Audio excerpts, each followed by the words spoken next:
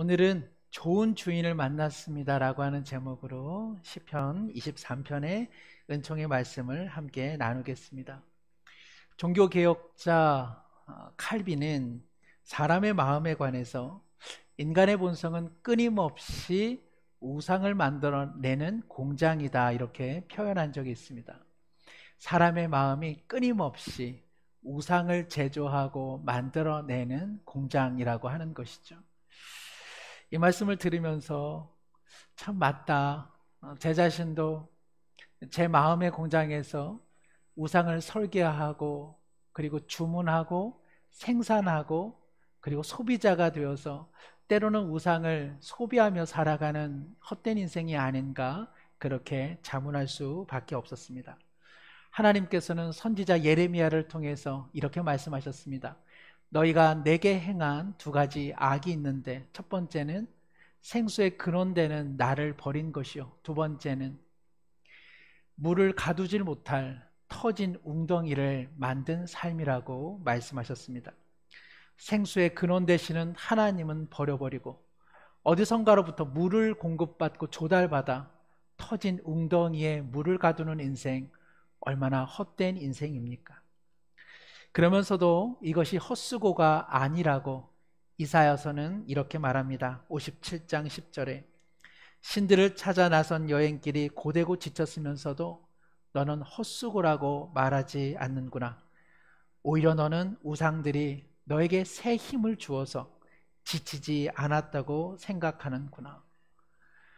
우상을 섬기느라 피곤하고 그리고 피로한 삶을 살아가고 있음에도 불구하고 마음의 공장에서 24시간 100%의 가동률을 통해 우상을 제조하고 생산하고 소비하느라 지친 인생인데도 불구하고 나는 괜찮다고, 우상이 내게 힘을 주고 있다고, 이러한 헛말을 하고 있다고 성경은 말씀합니다.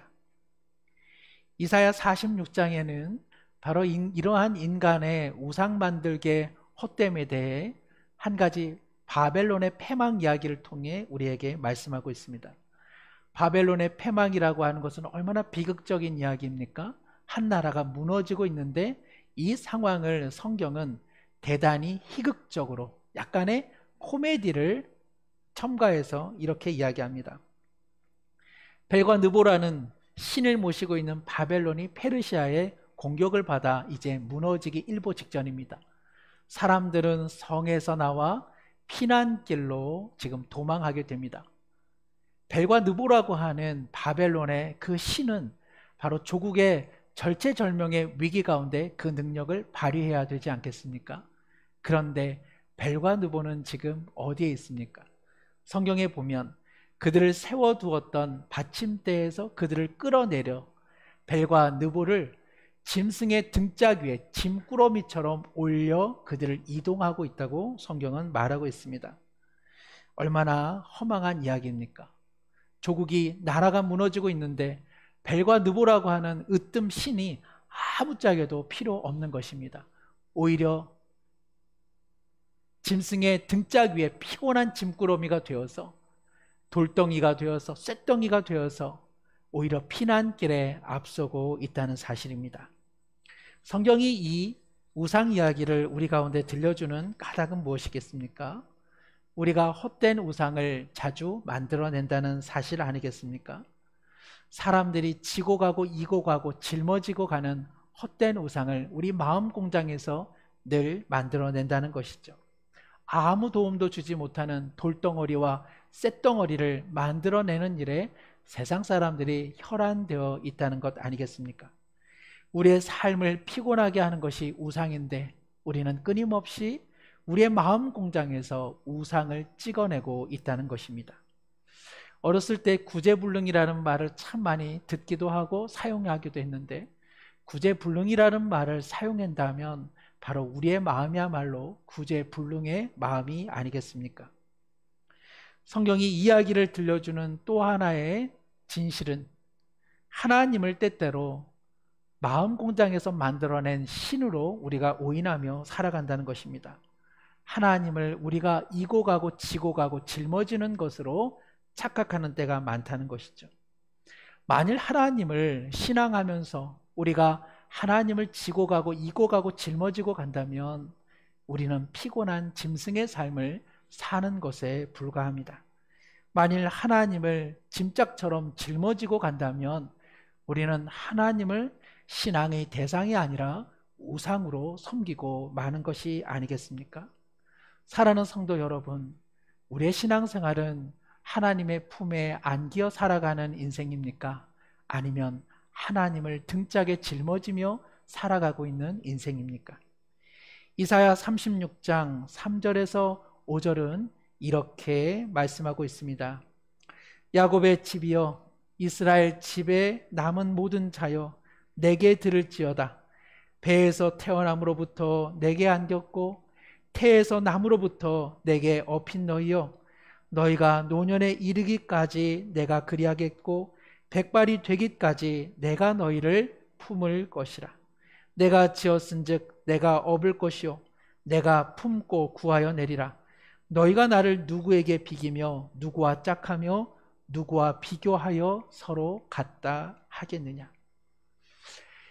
이사야 선지자는 하나님의 말씀을 대언합니다. 바벨론의 벨과 느보가 짐승의 위에 등짝처럼 실려가는 광경을 통해 하나님은 이와는 전혀 다른 분임을 오늘 말씀하고 있는 것이죠.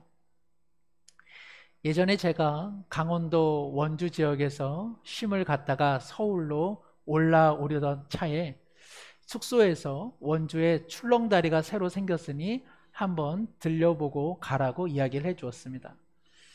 잠시 들렸다가 서울로 올라가도 좋겠거니 생각해서 이제 출렁다리로 방향을 옮겼습니다. 주차장에 차를 대고 내렸을 때 그 첫 발자국이 놀라운 극기 훈련의 시작점이 되고 말았습니다.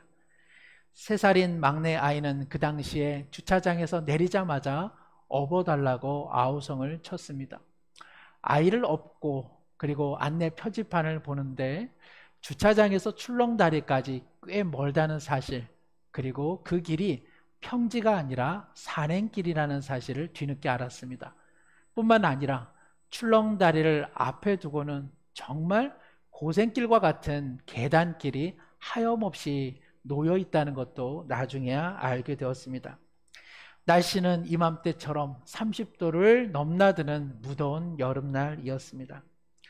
고행을 하려고 출렁다리 간 것이 아니라 출렁다리에서 잠시 몸을 흔들면서 산들바람도 맛보고 창공에서 아래도 내려보고자 하는 소박한 마음이었는데 이것은 앞불사가 되고 말았습니다.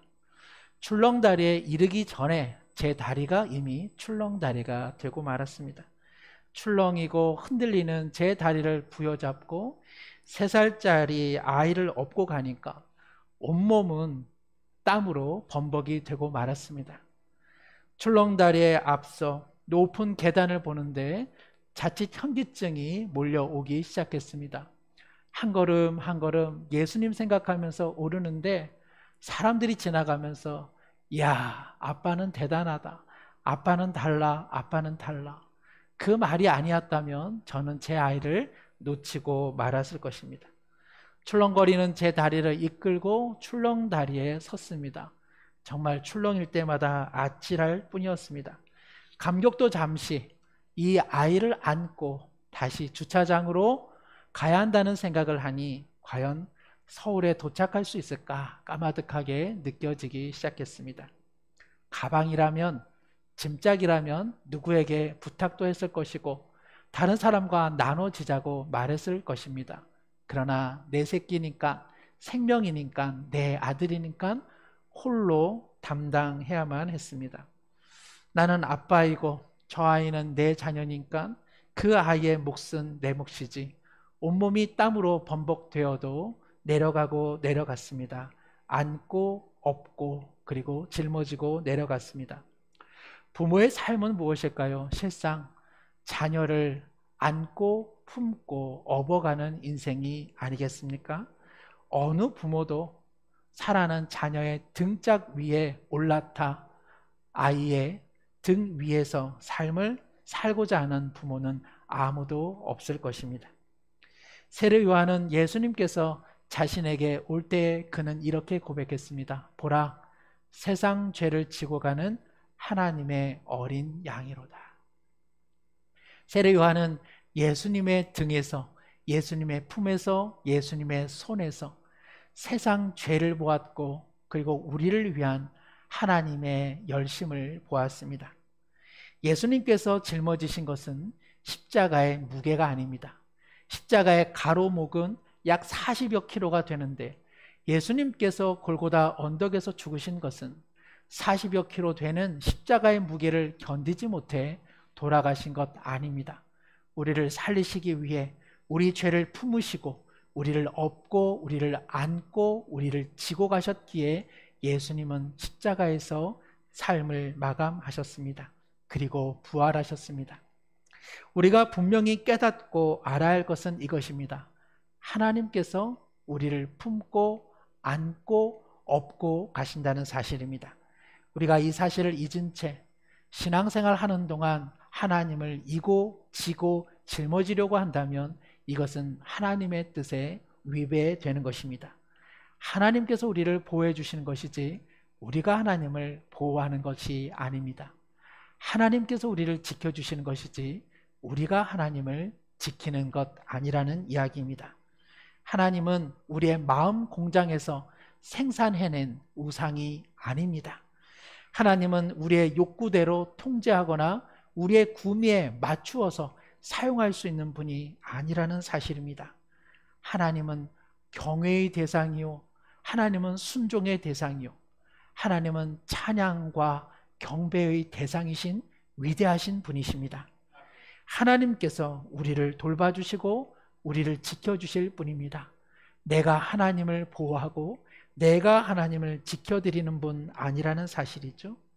오늘 예배 전 찬송가 382장, 너 근심 걱정 말라, 주 너를 지키리라, 아무 때나 어디서든 너를 지켜주시겠다고 말씀하시는 분은 우리 하나님 뿐이십니다. 시편 121편 5절에서 시편 저자는 하나님은 너를 지키시는 분이라고 고백하고 있습니다. 그러므로 내가 없으면 하나님은 어떻게 되는 분이 아닙니다. 내가 없으면 하나님의 나라가 사라지는 것이 아닙니다. 우리의 섬김과 헌신이 중요한 것은 하나님과 하나님 나라를 지키기 위한 것이 아니라 우리에게 십자가의 은총을 베푸신 그 사랑에 대한, 그 놀라운 은총에 대한 자연스러운 신앙의 표현이요 마땅한 순종일 뿐입니다. 이것을 아는 것이 대단히 중요합니다. 왜냐하면 하나님의 영광과 관련이 있기 때문에 그러합니다. 우리는 모두 하나님의 영광을 위해 부르심을 받았습니다. 우리의 그 무엇이 하나님의 영광을 훼손한다면 그것은 온당한 것 아닙니다. 우리의 그 무엇이 하나님의 영광과 사랑과 자비를 드러낼 수만 있다면 그것은 정말 잘하는 것입니다. 하나님의 품어주시고 안아주시고 업어주시는 이 은총을 모르는 것, 그리고 하나님을 지고 가고 이고 가고 짊어지며 살아가는 것, 바로 이것은 큰 차이를 나타내 줍니다. 하나님의 안아주심을 경험하는 인생과 하나님을 짊어지고 가는 사람, 이를 통해서 하나님의 영광은 극명하게 다르게 나타나기 때문에 그러합니다.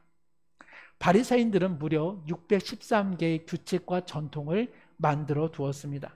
그 내용들은 대부분 무엇을 하지 말아라, 무엇을 해야 한다라고 하는 내용이었습니다. 혼란스러운 시대 속에 신앙을 지키고자 했던 바리새인들의 거룩한 열정은 그 당시에는 상당히 소중한 것이었습니다. 그러나 그 시작은 좋았지만 그들의 규칙과 그리고 전통 속에 하나님의 마음, 하나님의 자비, 하나님의 긍휼이 사라져 갔습니다. 그러자 그 전통과 규칙은 지고 가고 이고 가는 무거운 멍에가 되었고, 그리고 타인을 향한 횡포가 되었고, 사람들을 심판의 대상으로 만들어 버리고 말았습니다. 하나님께서는 사람을 살려내시고자 생명의 말씀을 주셨건만 바리새인들에게 들려주는 순간 그 말씀은 스스로를 우월케 하는 교만의 도구가 되었고, 다른 사람을 죽이고 정죄하는 날카로운 비수가 되고 말았습니다. 마침내 하나님의 영광을 가렸습니다. 하나님의 영광을 실추시켰습니다. 자신들이 하나님을 지켜내고 하나님 나라를 지켜낸다고 했던 그 모든 결과가 도리어 하나님을 떠나게 만든 것입니다. 예수님께서는 이러한 바리새인들을 향해 마태복음 23장 4절에 이렇게 말씀하십니다. 또 무거운 짐을 묶어 사람에게 지우는 자들이요. 또 무거운 짐을 묶어 사람들의 등짝 위에 올리는 자들이 바로 바리새인들이라고 일갈하셨습니다. 하나님께서는 자기 백성을 어떻게 하든 품에 안으시고 업고 가시고 그리고 이고 가시는데, 바리새인들은 자신들의 전통과 규칙으로 하나님 믿는 것을 무거운 짐으로 만들어 버리고 만 것입니다. 그리고는 그것을 사람들의 어깨에 짊어지게 하였습니다. 바리새인들은 나름의 열심으로 하나님과 하나님 나라를 지켜낸 것이지만, 그러나 하나님은 이를 통해 영광을 받지 못하셨습니다. 도리어 하나님의 영광을 그들은 바벨론의 벨과 느보의 우상처럼 격화시켜 버렸습니다. 하나님의 자비로우심과 긍휼하심과 포용하심의 그 영광을 도리어 사라지게 하고, 하나님께로 나오는 자들을 하나님께로 나오지 못하도록 문을 막아버린 자들이 되고 말았습니다. 그 결과 무수한 사람들이 도리어 하나님 곁을 떠날 수밖에 없었습니다. 우리가 예수님을 그토록 사랑하는 이유는 무엇입니까? 우리가 예수님을 만나고 예수님을 알 때마다 우리의 마음 가운데는 무엇이 스며듭니까? 따스함 아닙니까? 밝음 아닙니까?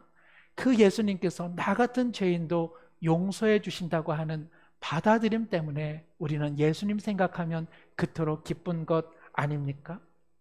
그런데 바리새인들은 오히려 그들의 짐, 그들의 전통, 그들의 율례로 오히려 예수님을, 하나님을 차가운 분으로 만들어 버리고 말았습니다.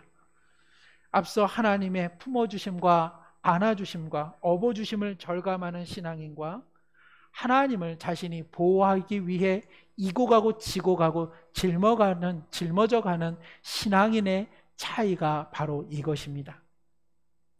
하나님을 품어주시는 분, 안아주시는 분, 업어주시는 분으로 늘 믿고 신뢰하는 사람은 다른 사람을 하나님께로 인도할 수 있는 선한 가능성을 가지고 있습니다.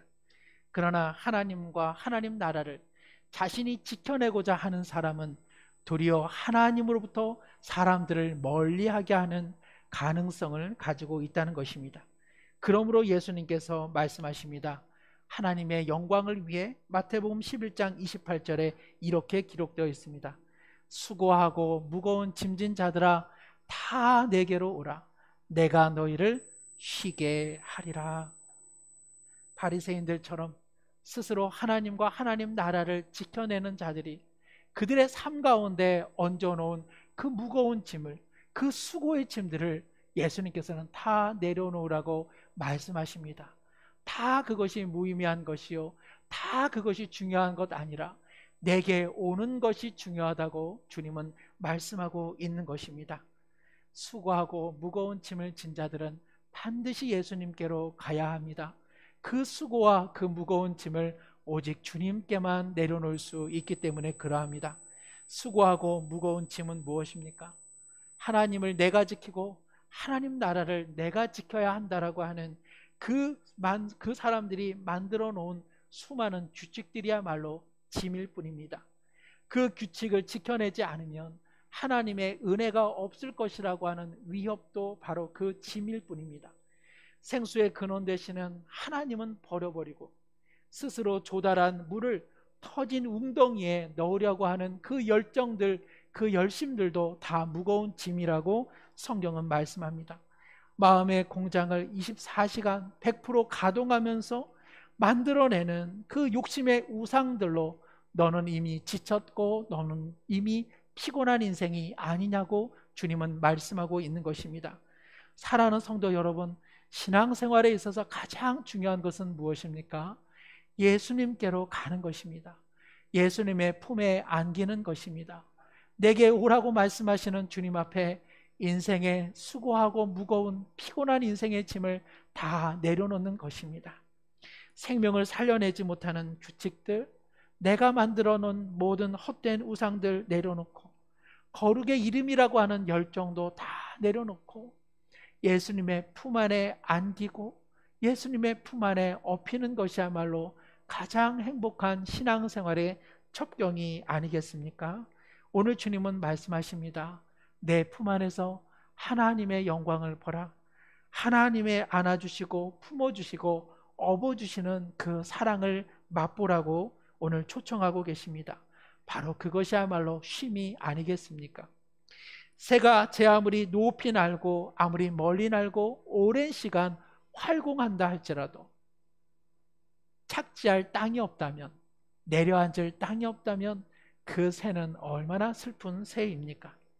인간이 아무리 멋들어진 비행기를 만들어낸다 할지라도 이륙할 수 있는 땅이 없다면 그 비행기는 결국 죽음이요 추락이 아니겠습니까?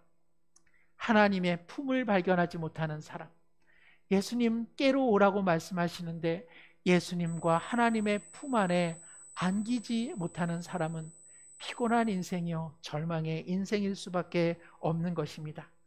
오늘 본문 시편 23편 2절은 하나님의 품, 하나님의 쉼이 얼마나 아름다운지 다음과 같이 말씀하십니다.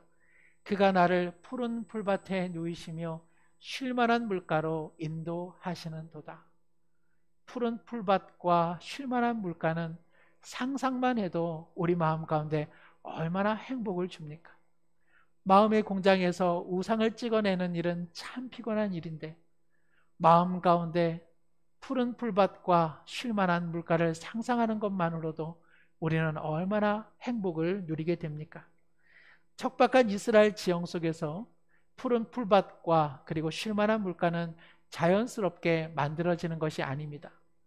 반드시 목자가 그리고 좋은 주인이 땀과 사랑을 흘려야만 만들어내는 것이 푸른 풀밭과 쉴만한 물가입니다. 이것을 신학적으로 하나님의 선행적 은총이라고 이야기합니다. 즉 우리가 하나님을 위해 푸른 풀밭과 쉴만한 물가를 만들어낸 것 아니라 하나님께서 우리를 위해 먼저 푸른 풀밭과 쉴만한 물가를 만들어 주셨다는 것입니다. 하나님의 은혜가 먼저입니다. 그리고 하나님의 은혜가 우리 신앙의 마침일 수밖에 없는 것입니다. 정말 은혜가 충만하고 믿음이 충만한 사람은 누구일까요? 하나님과 하나님 나라를 지켜내려는 사람이 아닙니다. 나 같은 사람을 푸른 풀밭과 쉴만한 물가로 매일매일 인도해 주시는 하나님의 안아주심, 하나님의 품어주심, 하나님의 업어주심을 매일매일 절감하는 사람이야말로 하나님의 은총의 사람이 아니겠습니까? 바로 이러한 삶을 살아낼 때만 우리는 진정 하나님의 영광을 나타낼 수 있는 것이 아니겠습니까? 누가 진정 하나님의 푸른 풀밭과 쉴만한 물가를 통해 참심을 누리는 사람일까요? 그것은 우리 자신이 잘 압니다. 그리고 나를 둘러싼 사람들이 그것을 잘 압니다. 왜냐하면 하나님의 품에 있는 그 푸른 풀에 깊이 거하면 싱그러운 생명의 풀냄새가 날 수밖에 없기 때문에 그러합니다. 하나님의 품 안에 있는 그 생수의 강물, 쉼을 안겨주는 쉴만한 물가에 우리의 몸과 마음을 적시면 우리의 삶에는 그 생명의 물냄새가 날 수밖에 없기 때문에 그러합니다. 반대로 하나님을 짐처럼 이고 가고 지고 가고 그리고 짊어져 가는 사람에게는 참 좋으신 주인의 향내가 나기가 어려운 까닭이 바로 여기 있습니다. 어느 짐꾸러미에서도 향긋한 냄새가 날 수는 없기 때문에 그러합니다. 말씀을 맺습니다. 사람들은 저마다 오늘도 마음의 공장에서 우상을 주문하고 우상을 생산하고 소비하느라 정신없는 나날들을 보내고 있습니다. 어찌 보면 좋은 주인, 좋은 목자, 좋은 하나님을 경험하지 못한 까닭이 아니겠습니까? 이러한 시대에 교회는 어떻게 해야 될까요? 이러한 시대에 믿음의 성도들이 나타내야 될 하나님의 영광은 무엇일까요? 교회는 세상에 우상이 많아지는 만큼 또 위협을 느껴 우리의 생존 자체가 힘들어진다는 두려움에 휩싸일 즈음 더욱 단단히 울타리를 치고 그리고 신앙을 지켜내고 교회를 지켜내려고 부단히 애를 쓸 수밖에 없습니다.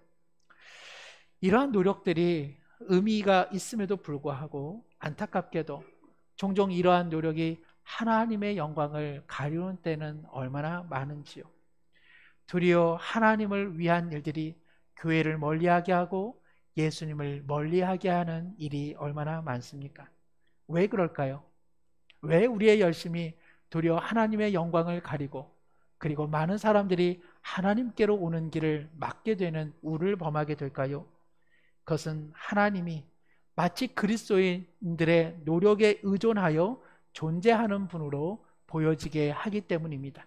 마치 하나님을 그리스도인들의 열심에 의존하여 계시는 분으로 오인케 하기 때문에 그러합니다. 마치 하나님을 그리스도인들의 등 뒤에 올라타 계신 분으로 사람들에게 비추기 때문에 그러합니다. 사랑하는 성도 여러분, 인생의 처음부터 마지막까지 출렁이는 인생의 다리를 꼭 붙잡아 주시는 분은 우리 하나님 아니십니까? 하나님께서 우리를 품으셨고 안으시고 업으시고 태에서부터 노년 그리고 모든 인생의 영혼까지 우리를 인도하지 않으십니까? 이제까지 교회와 하나님 나라를 참으로 사람들이 지켜냈다고 말할 수 있겠습니까? 오히려 우리의 삶과 교회와 하나님의 나라는 오직 하나님의 손에 붙들려 있지 않습니까?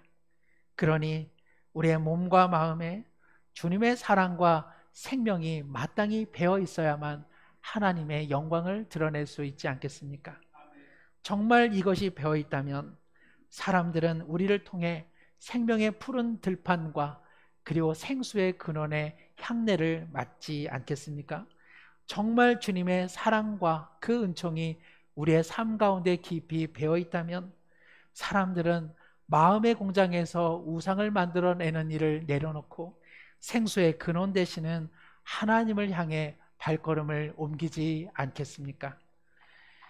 한 주간 참 좋으신 주님께서 사랑하는 한 분 한 분 지켜주시고 보호해주시고 안아주시고 품어주시고 반드시 업어주실 줄로 믿습니다.